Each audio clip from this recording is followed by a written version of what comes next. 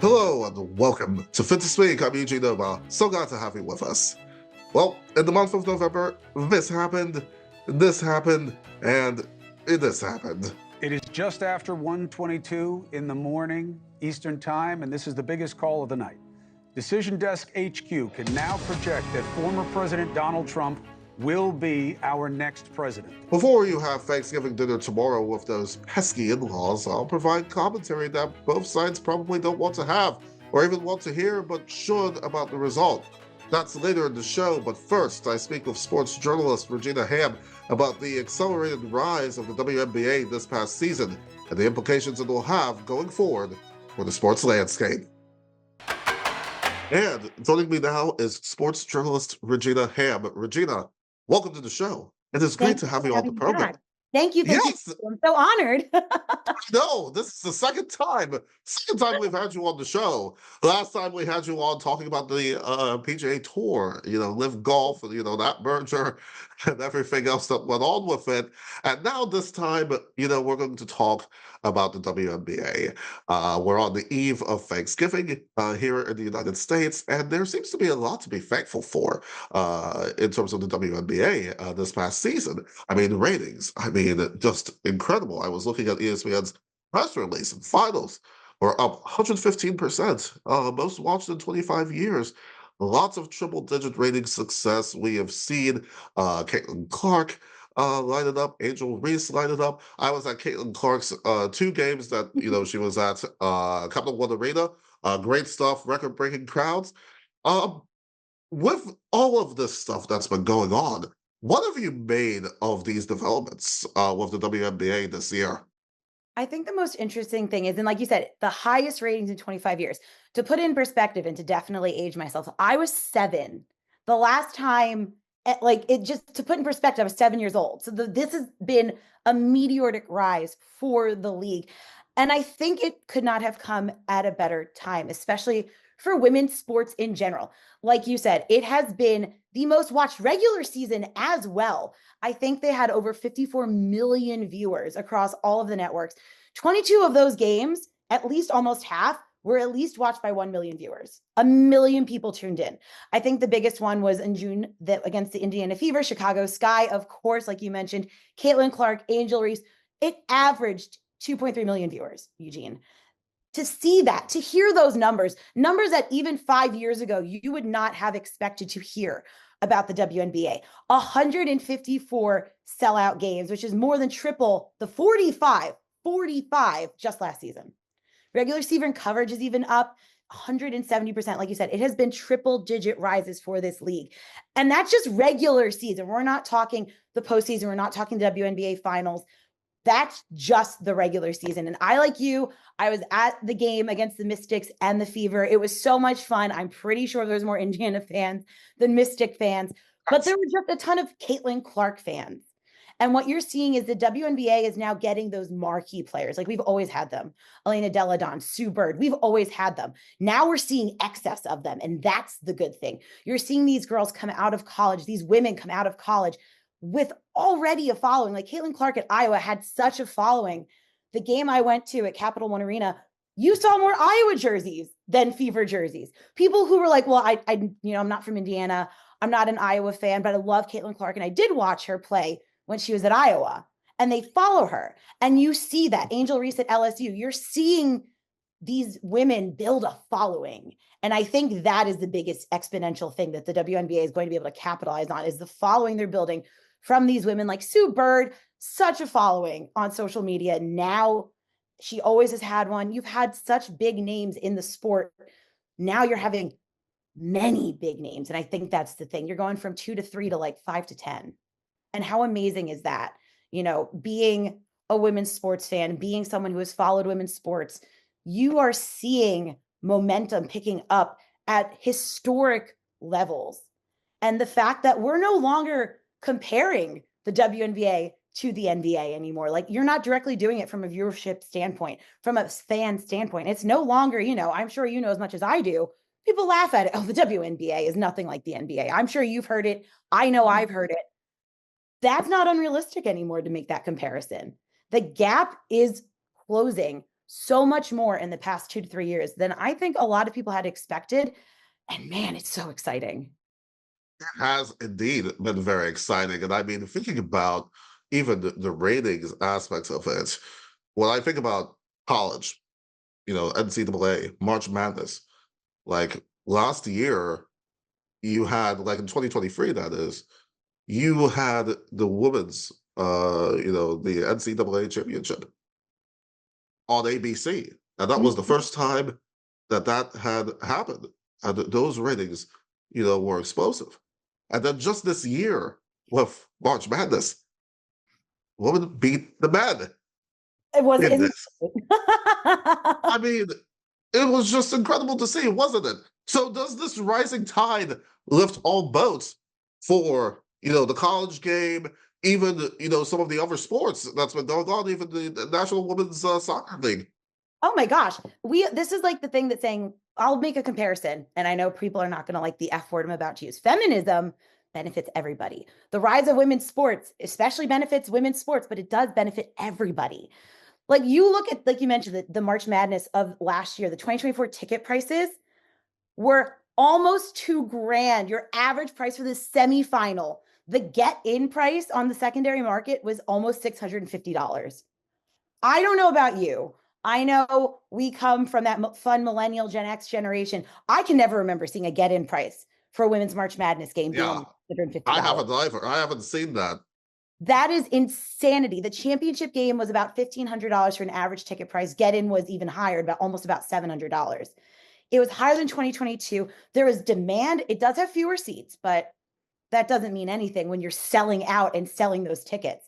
It was such a trend. The fact that you're actually seeing those prices rivaled and surpassed the men. Let's just say that again, rivaled and surpassed the men's prices for the NCAA tournament. And those women went on to play in the WNBA. That is insanity to see that kind of pricing. Like the average men's ticket to get in was $500, which is not a small sum of money. But when you're talking $500 to get in versus $650, or how the men's championship was about $880 to, have an average ticket cost, you're looking at a huge gap in pricing, in revenue. And it's amazing to see that. And like you said, this trickles into so many other leagues. It trickles into so many other things. If you're looking at, the NWSL, like you mentioned, Orlando Pride won 1-0 over the Washington Spirit. Amazing game. Marta got her first ever NWSL championship. Huge deal. The fact that the first season that the National Women's Soccer League was on ION, which is a cable channel, they had 50 matches, 53 studio shows, and 20.5 million viewers. Million viewers for women's soccer. Unheard Wow. of. And I mean, yeah, soccer, just even in general here in this country, not a thing. Yeah. When we talk about, my business partner, she, always about, football, she'd say, Eugene, it's, football, don't say soccer, and all that sort of thing. So I know she'll be very pleased to see that, again, we're seeing that rise, and all. I mean, you think about the pricing, as you said, the whole getting in just to get a seat. And then not to mention, the concessions, and that sort of thing. People driving concessions, and things of that nature. And especially I go back to Caitlin Clark over here, again, being at Capital One, arena. I mean, that was just some record-breaking stuff. I mean, what have you made of this Caitlin Clark phenomenon? And then let's also tie it into this. You've got the TV deal now, the new TV deal for the WNBA. 2.2 billion over the life of the contract. With a B. How insane is that? Yeah. I mean, what do you see here with this, that TV deal, and now with the CBA, the union have pulled out of the collective bargaining agreement. Tell us a little bit more about that situation.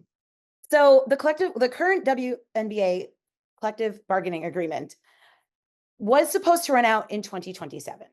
It is now expiring next year. Why, you may ask? Well, there's a couple things. The league had a hard cap salary. That's one of their biggest negotiating priorities. Another thing too is the fact that the WNBA salary, let's be real, a lot of these women, a lot of these players go overseas to play when the season's over. They only average about, and this is roughly $125,000 a year. That includes bonuses and prize money. The WNBA roughly brings in about $200 million in revenue per year. Only about 10% goes towards the actual salaries of their players. So now these players, not clearly being paid enough, are wanting a bigger chunk of the pie, and rightfully so. In the WNBA, they're asking for a more guaranteed share of that league revenue.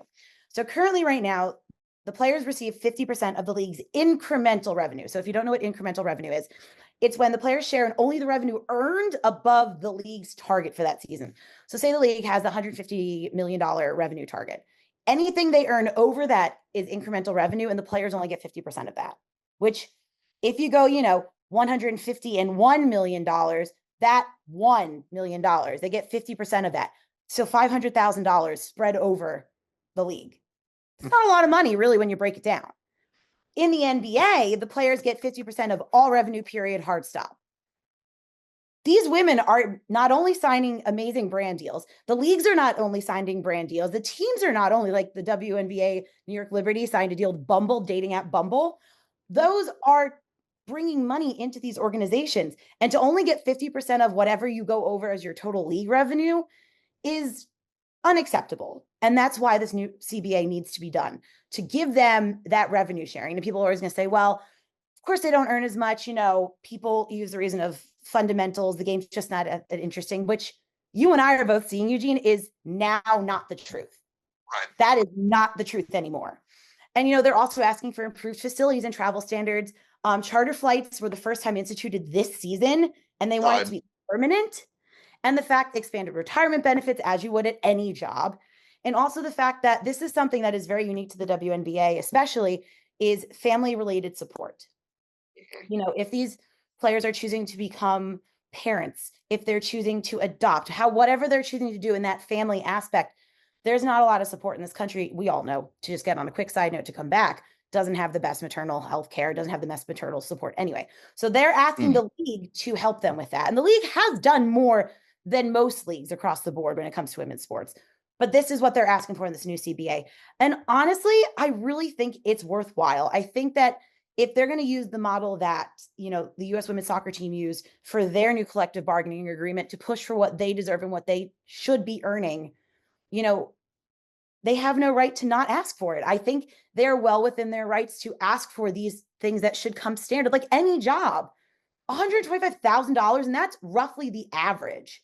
That's really not a lot of money. I'm sure we could walk down the street in Washington, D.C. and pick somebody on the street who makes more than a WNBA player with, we'll just say, arguably probably less talent than that. Right. It is. It's insane. And I mean, I remember when, Caitlin Clark, got onto the scene and the people were seeing her, salary. Now, of course, endorsements, that sort of thing, of course, kind of sort of make up for that. But the base stuff in the league, people were like, whoa, this is outrageous. 70,000, 80,000, that sort of thing. That's just outrageous. I think even Angel Reese was like, this doesn't even pay for her, accommodation. Yeah. So I think that definitely when you see this rising tide, right?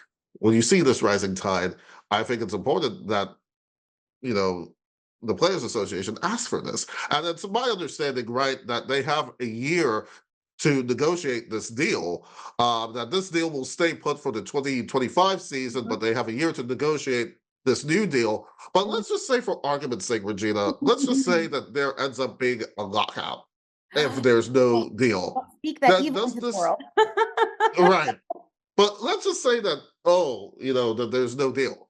Does this set back the growth of, the league? Because let's think about it.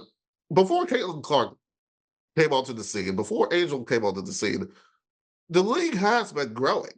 And I told people this in the bonus commentary that I did, that the league has been growing before they came onto the scene. It's just that they have turbocharged this stuff.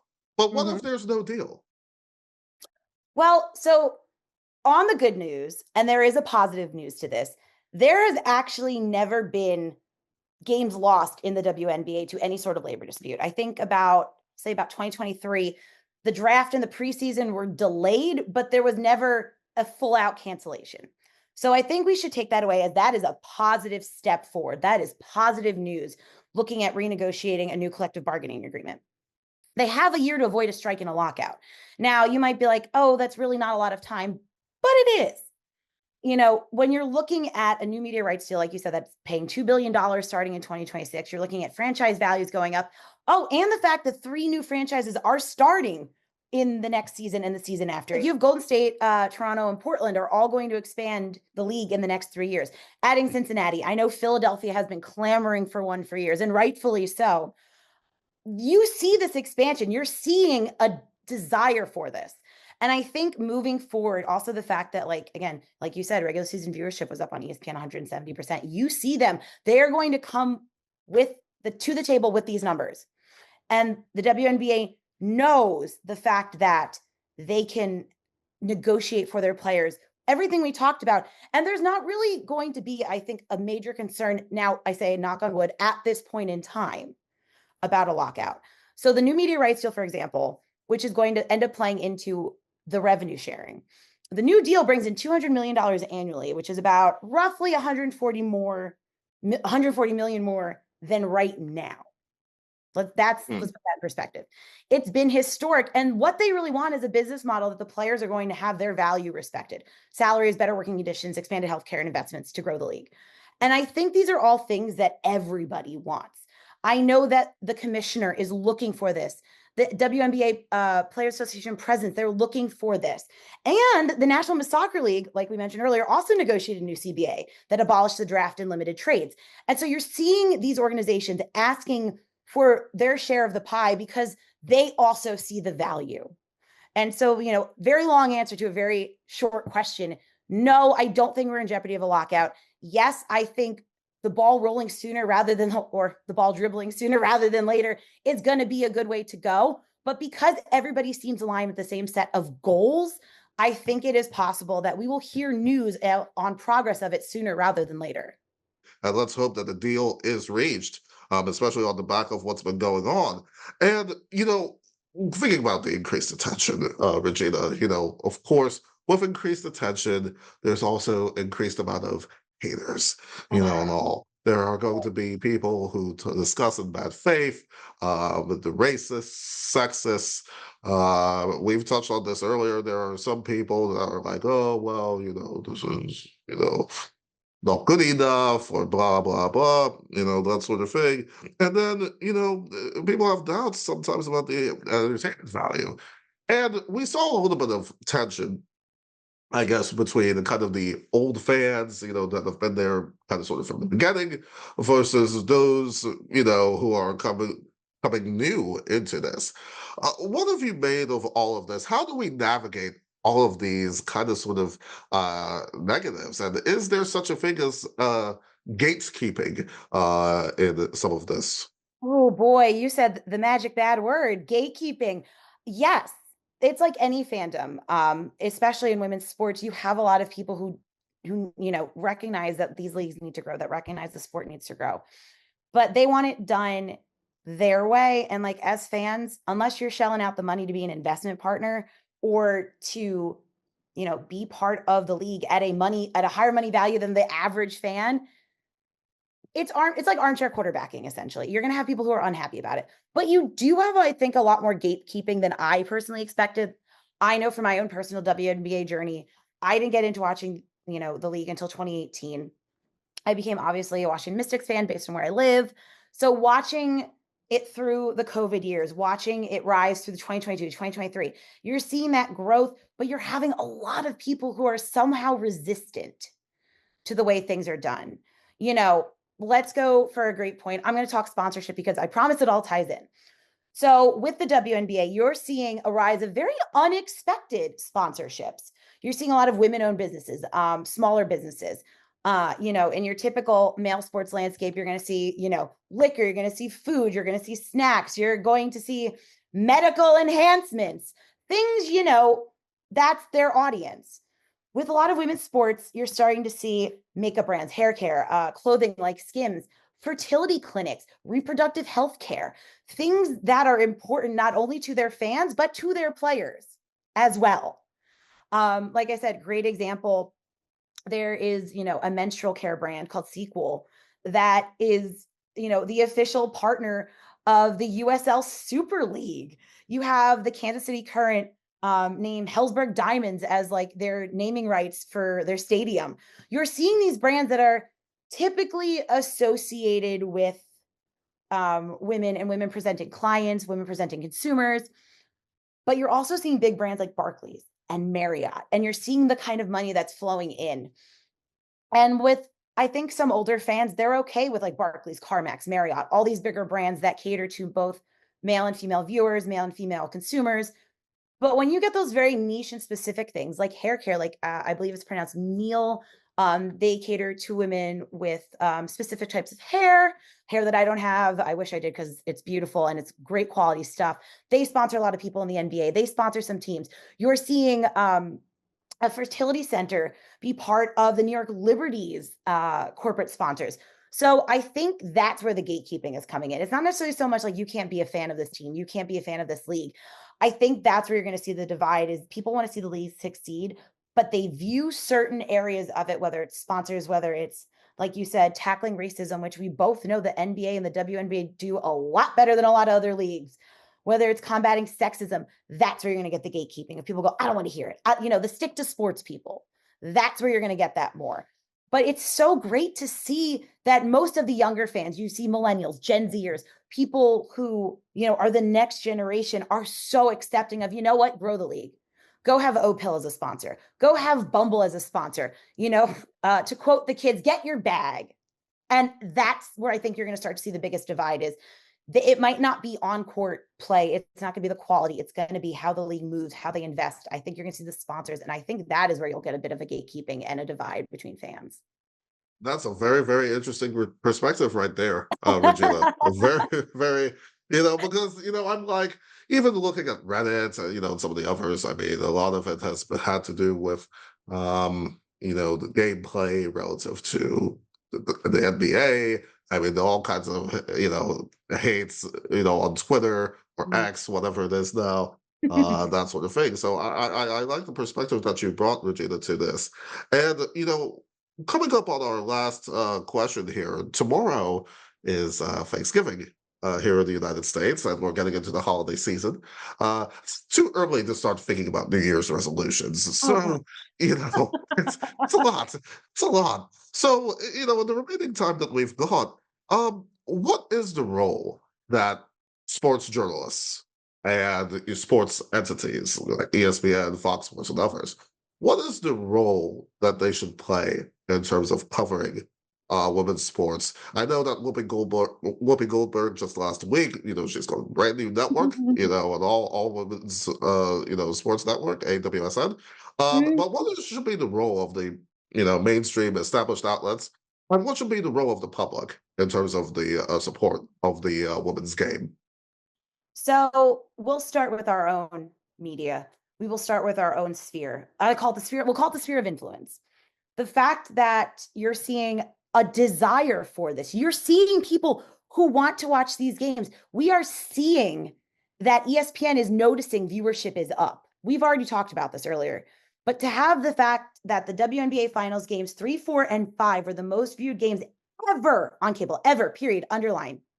The fact that 73 minutes were how much viewers spent watching during the WNBA finals, the highest time ever.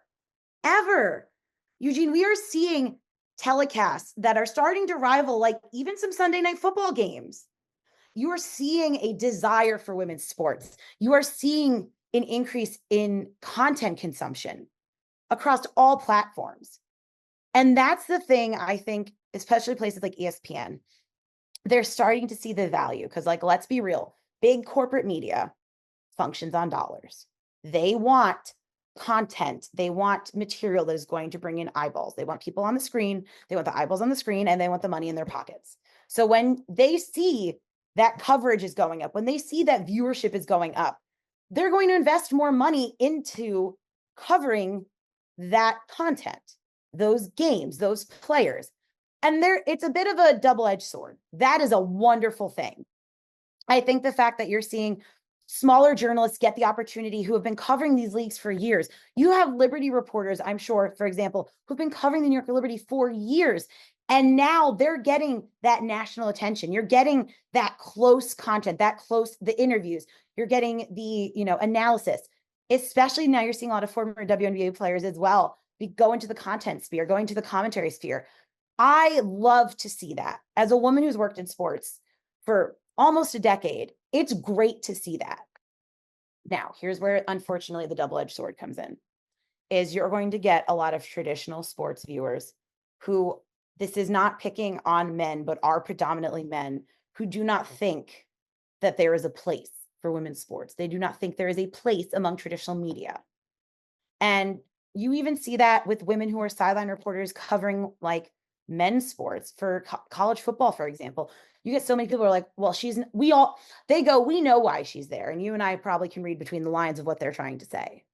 And that's an issue. And so, yes, I love that we're seeing a lot of women covering women's sports, especially the WNBA, especially the NWSL. But you're still going to get a lot of male viewers who are like, I don't care. The quality's not the same. I don't want to watch it. There's no interest. And that's unfortunate, because if you are, an organization that is smaller, where you're losing those eyeballs, you're losing that money, they're going to start listening to those smaller but somehow very loud voices versus ESPN, who has the money to invest. I think for my personal New Year's resolution, I would love to see more coverage of women's sports in this country. I love the fact that the National Women's Soccer League is getting on cable. I love the fact that the WNBA is having its most watched season in decades. And the fact, like you said, Whoopi Goldberg is really throwing her hat in the ring with the All Women's Sports Network. Whoopi, if you're listening, would love a job. I think it's great. The fact that it took 16 years to have this. It's going to be available in 65 countries. It's going to be 24/7. It's essentially the female response to ESPN. You're going to have UEFA Women's Nations League, the WTA.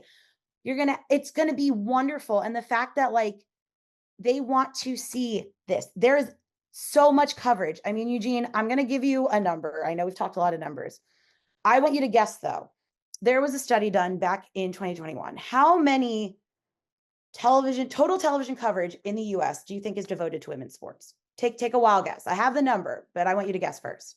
Are we talking in terms of percentage? Yep, we're talking percentage. What's the percentage of sports total television coverage do you think is devoted to women's sports? Maybe, I want to say 6. It is 5%. Now, granted, this is about 5 years ago, the last time a study was done, but 95% at the time was devoted to men's coverage. 5% was devoted to women's sports. Do you know how amazing it is that number is going to flip? Not necessarily overnight, but that number is growing. It is going to next year, maybe it's 10, maybe it's 15. And the fact that you have the WNBA, I think they're really leading the charge. The NWSL is like a really close second. They are both leading the charge to expand and get into different markets. And the best thing about organizations like the Women's Sports Network that Whoopi Goldberg is trying to push and create is the fact that they want to reach everybody, not just women, not just fans of women's sports. They want men. They want everybody to realize these sports are amazing. This is the future of the sports industry. And I think as fans, it's getting to the point where you either get on board, or you're going to miss the train. And I think if you miss the train, you're going to miss a lot. I think that, Regina, is a great note to end on. And I hope that Whoopi, by the way, does watch this program. I hope that she does. So, hey, Whoopi, would love to come work with you, please. Absolutely. Absolutely. I think that will be fantastic. Regina Ham, sports journalist, this has been a fun conversation. Thank you so much for joining me today. Thank you for having me, Eugene.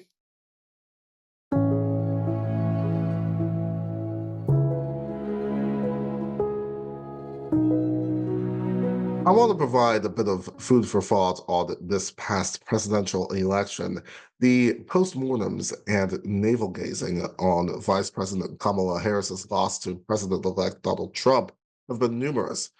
But the biggest thought that I have as to why she lost is not because of what she did or didn't do, but I believe is because of what the Democratic National Committee, the DNC, have done in 2016. And I think that the result has been building for a while. So stay with me on this. The DNC at that point torpedoed Vermont Senator Bernie Sanders' candidacy in 2016 and also argued 2020. The party bosses had their thumb on the scale completely on that nominating process. In Donna Brazil's book Hacks, she stated in part, quote, I had tried to search out any other evidence of internal corruption that would show that the DNC was rigging the system to throw the primary to Hillary, but I could not find any in party affairs or among the staff. I had gone department by department investigating individual conduct for evidence of skewed decisions, and I was happy to see that I found none. Then I found this agreement. The funding agreement with Hillary for America and the Victory Fund agreement was not illegal, but it sure looked unethical. If the fight had been fair, one campaign would not have control of the party before the voters had decided which one they wanted to lead. This was not a criminal act. As I saw it, it compromised the party's integrity. Indeed, it did. And remember that Bernie, at that point, and arguably still is, the insurgent. Hillary, arguably, was the establishment. Bernie had the unions, the working class Americans, at least a good amount of them, the kind of coalition that was needed to win, and the kind of coalition that, by and large, the Democrats lost. And not to relitigate campaign strategy in 2016, but Hillary did not pay much attention to Michigan, one of the blue wall states. You need your coalition. And when you don't have that coalition, when you start to lose that coalition, then there's just not much ground to be made up. Bernie, earlier this month after the election, said as much, stating in part, quote, it should come as no great surprise that a Democratic Party which has abandoned working class people would find that the working class has abandoned them. First it was the white working class, and now it is Latino and Black workers as well. While the Democratic leadership defends the status quo, the American people are angry and want change. And they're right. Today, while the very rich are doing phenomenally well, 60% of Americans live paycheck to paycheck, and we have more income and wealth inequality than ever before.